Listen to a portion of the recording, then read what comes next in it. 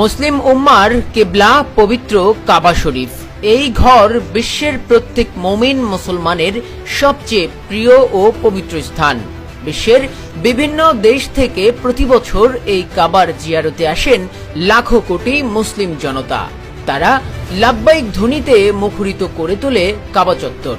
এই কাবা সম্পর্কে রয়েছে বিস্ময়কর কিছু তথ্য, যা প্রত্যেক মুসলমানের জন্য জানা আবশ্যক।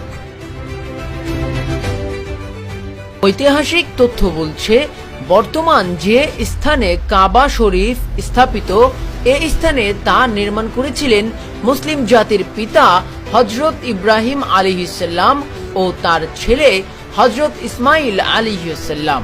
বর্তমান সময়ে কাবার যে অবকাঠামো, তা প্রিয় নবী হযরত মুহাম্মদ সাল্লাল্লাহু আলাইহি সাল্লামের জীবনকালে